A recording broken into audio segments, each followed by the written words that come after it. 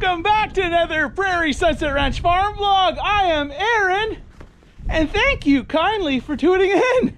Well, we had some nice days here at the ranch. We actually had it about +3 yesterday, +3 Celsius. It was melting. Today, I woke up to -27 Celsius with the wind chill. So it is cold out. I have the tractor plugged in. We're gonna go start it up in a second. But before we get started, let's get touch bases as to what we're gonna be doing today. We got our molasses delivered. So we had A1 Liquids come down, deliver us a tote of molasses, around 1,000 liters. So I'm gonna touch base as to what we do with the molasses, how we utilize it, and how come we like it on the farm. And we have to go pick up a really a nice load of slough hay. I got one. It's not really slough hay, it's more wild hay. So we're gonna go pick that up. We're gonna bring that back before it freezes into the ground, because with the warm weather and then freezing, bales like to freeze to the ground. It's one of our last loads that are out on the field that aren't stacked.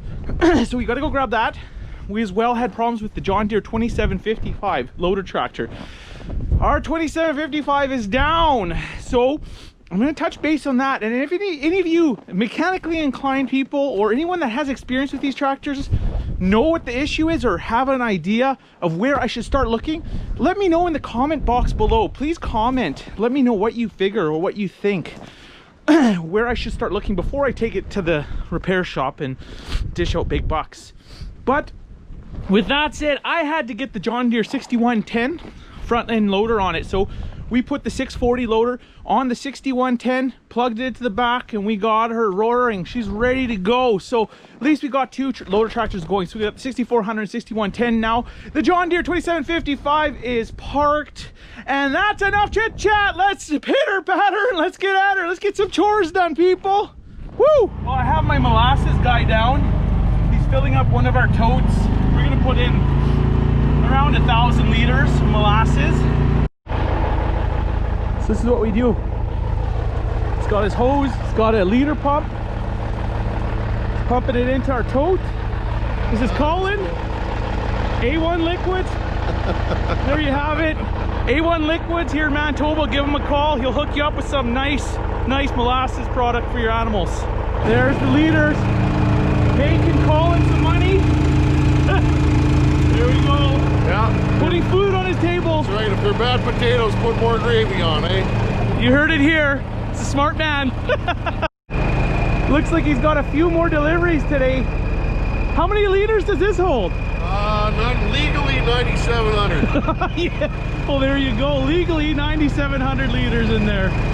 So pretty awesome. Generally, people put this on straw, right? Like straw. I did hemp the other day, pea straw, bean straw. Hemp, eh? Canola straw, a lot of corn stover. So it'll probably make it more palatable, eh?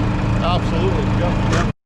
Well, please remember, people, if you like Aaron's Prairie Sunset Ranch farm vlog videos, make sure you subscribe. Hit that thumbs up, hit that bell chime notification. You know, it really means a lot to us small channels when you hit that subscribe button. And you do that, I promise to bring you these videos every Saturday morning. Well, almost every Saturday morning, depending how motivated I feel. But no, every Saturday morning. Who are we kidding? Now, I actually was, I watched a video the other day of Michigan hay sales. He's uses dried molasses on finishing his animals, or to finish his grass-fed animals, I guess. And he puts the powder on. It's like a dried form of molasses, essentially what I'm using. So I mentioned to him, you know, the only thing I was told is if you're feeding it to animals before butcher, I was told this by my father, and it might be a wives' tale, but they said if you feed too much of it, it could change the flavor of the beef. I don't know how true that is. I'd imagine for the dairy guys, probably would probably flavor the milk, I'd imagine. For the meat, I don't know. If you know anything about, if you've ever heard or you have any like proof of this work doing, actually changing the flavor of the meat, let me know. I'd really like to know from what other people think that have used molasses or have heard of people using molasses. Does it change the flavor of the beef or anything? Really interested in that. That's what I was told by my father. So I usually cut it out. I won't give it to the calves a couple months before processing, or a month and a half, let's say. So anyways, the molasses really we really appreciate these molasses.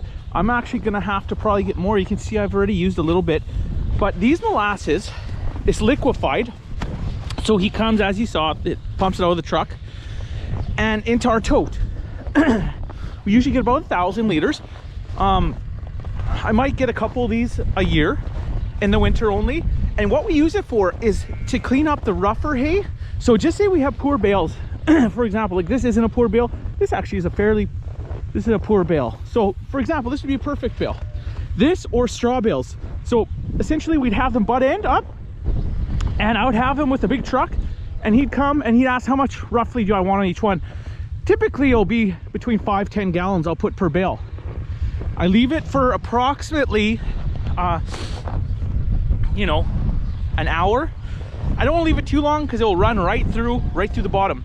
Then you flip it onto its side, and it stays inside the core of the bale. That way you don't lose any. It's minimal waste, but I wouldn't leave it for like 3 hours or 4 hours, so it will run through. The molasses has like salt in it that will keep it from thickening up too much. So it is liquid form. Even when it's minus 35 out, minus 40 Celsius, it'll still pour. And it really helps animals with energy. It really makes every type of hay, straw, whatever you want to feed them. Like Colin was saying, even the hemp that he has baled up. He has customers with baled up hemp and wheat straw, oat straw, whatever.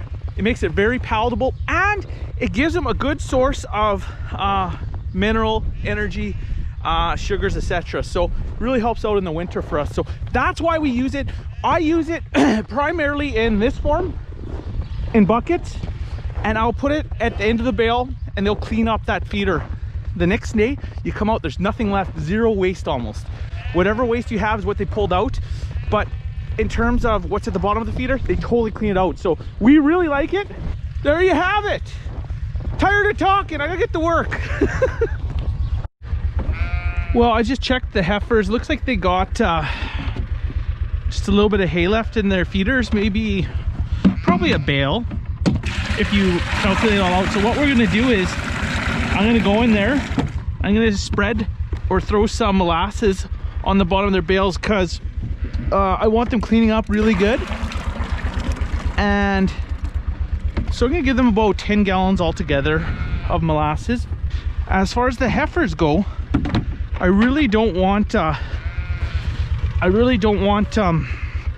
heifers eating really high-end hay right now too much, only because I don't want their calves that are in them to grow too big, because that's a problem with first-time calvers.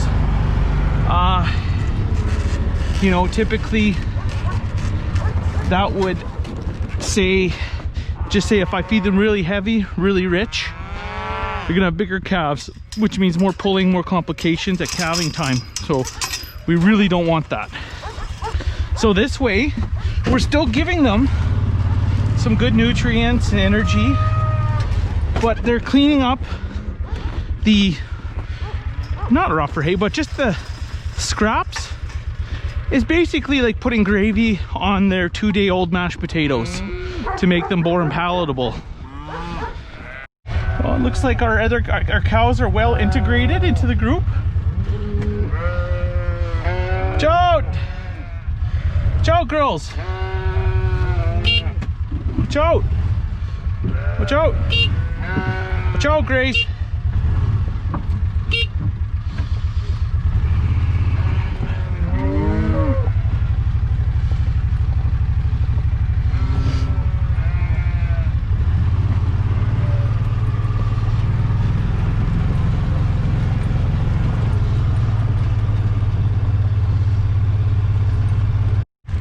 Well, there's not much hay here. This is rough stuff.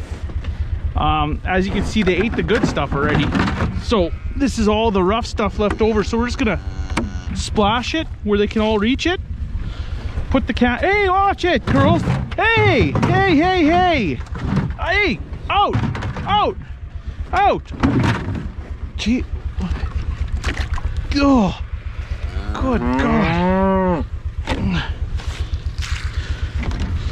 They definitely like the molasses, as you can tell.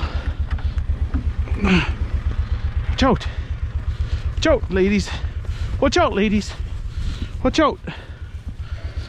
So I just try to splash it on the outskirts of this old crappy feeder. This feeder is gonna be probably retired next year.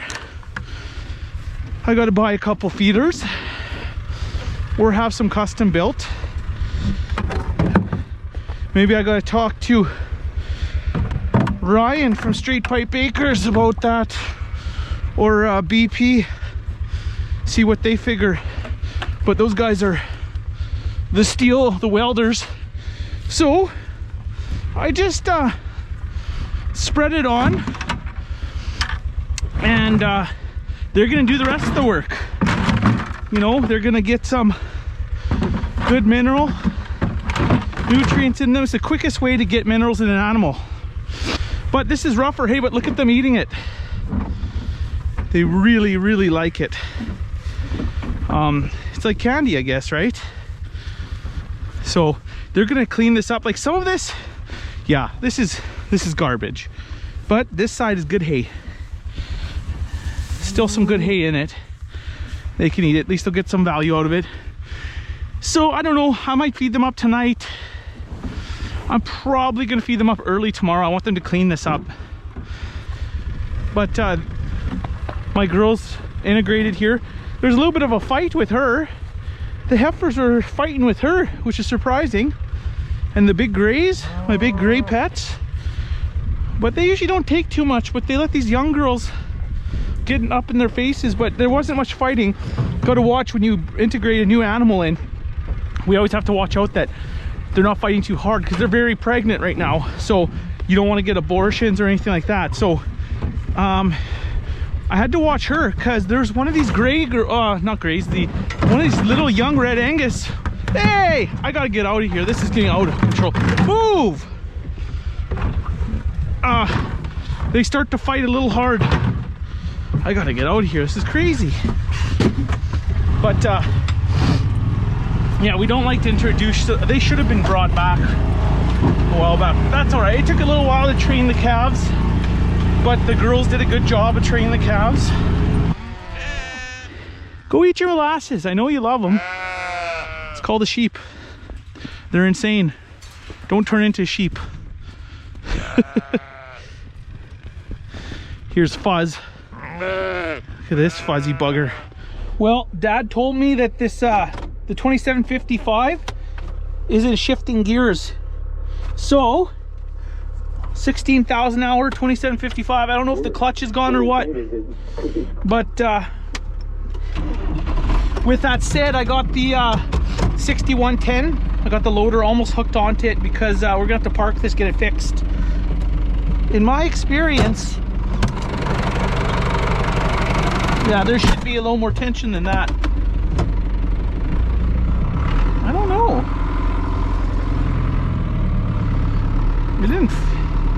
It did go into gear not bad there, but there's something.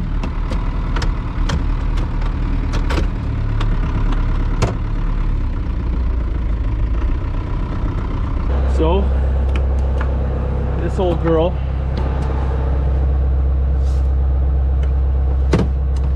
there's no tension to it.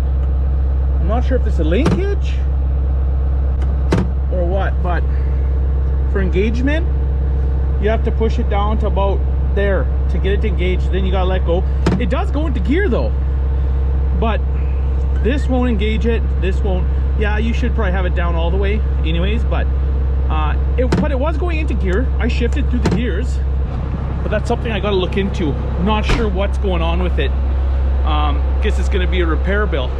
Well, with the 2755 out of commission, we're putting the loader on the 6110. We don't have, because this is normally hooked up to my baler. We never had a power beyond bar, but I got to put one on. So we just hook straight through the rear hydraulics. So I have them color coded.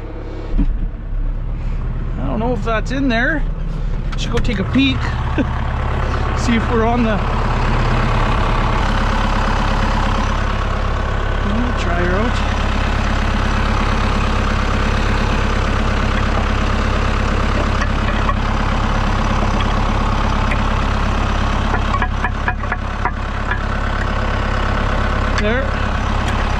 Okay, so that side's in. Let's go check the other side out.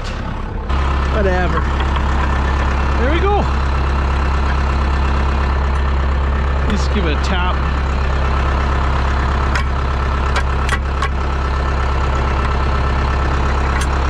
There we go.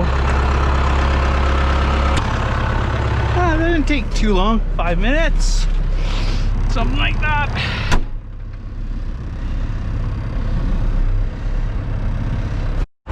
Alright, so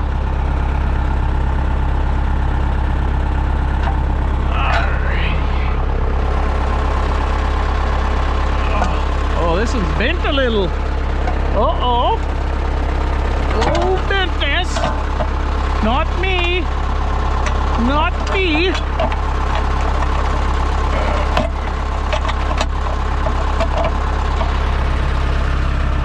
Oh, come on.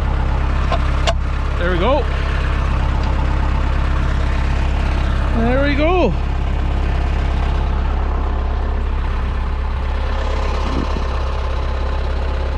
Well, got the 6110 hay rack hooked up. We're gonna go get a load of nice hay. We got one of the last low areas. Last time we went and picked up that really nice field hay for the calves. I still have about 7 bales to pick up from there, but the calves have lots of feed, so I'm gonna go grab. This is some wild hay. It's been unseasonably warm. This winter has been very, very mild. Very little precipitation. So you're probably thinking, well, that's great. Well, yeah, it's good for the livestock, but I'll tell you what, with such little precipitation on the ground, like it looks like there's lots of snow, but there isn't. This, once the warm temperatures hit, this snow melts, there'll be nothing. It will immediately soak into the ground. The water table's way low. We went into winter with nothing, and I just hope that the frost didn't hammer too far into the root system, into the ground. But I am a little bit apprehensive about hay this year. I think there's going to be a shortage unless our spring is really good, which I just have no faith or trust in that because it hasn't been for about 3 years. So hopefully it works out. But I was thinking about selling maybe a load of hay here, but I'm going to hold on to every last bale I have because we might be needing some carryover, so we're gonna have some good carryover. We got lucky last year. The rain belts, it was very spotty, the precipitation, but it actually hit us twice. 2 key rains saved our entire season. I tell you that, people, without a word of a lie. If we would have not got those 2 key rains right during the growing season, I'd probably be buying hay this year. Got lucky, and we got lots of wild hay. So, you know, like I've been arguing, we have a couple little pieces of lease land, crown land, and we get some good wild hay off there. So it definitely helps out for sure. Well, we got a couple stacked up there. That's field hay. Got some field bales way over there by the road allowance. But I'm gonna grab those that are clustered there. So it's 1, 2, 3, 4, 5, 6, 7, 8, 9, 10. I think it's 11, 12 bales. There's actually a freshwater spring right straight ahead in the bluff, so I'm gonna stay away from that area. On the low side of this field. This field's high over here, and it gradually goes down the further south you go. So that side's always field hay. Then there's a high ridge here, so kind of just in that little area, kind of sloughy can be. We have a ditch right where this bale's sitting. I don't know why I would have left it there, but there's like a little like it says slight drain, and that kind of separates the highland from the lowland. So we're gonna take this bale. Don't have my 4-wheel on. I don't think I need it, to be honest. Yeah, I'm gonna put my 4-wheel drive on.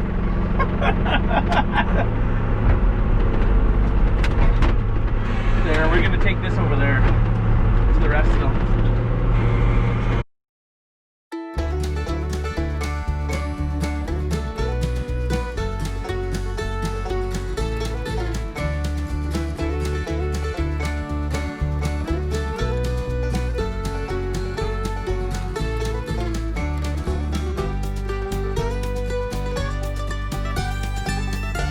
This is the no stop pickup.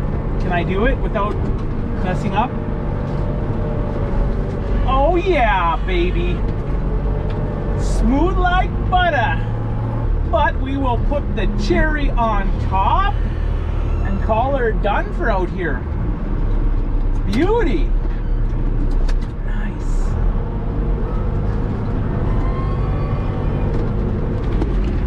Here's a cute little load, eh? Just cute as a button little load. Now, let's see if this old 6110 struggles or not.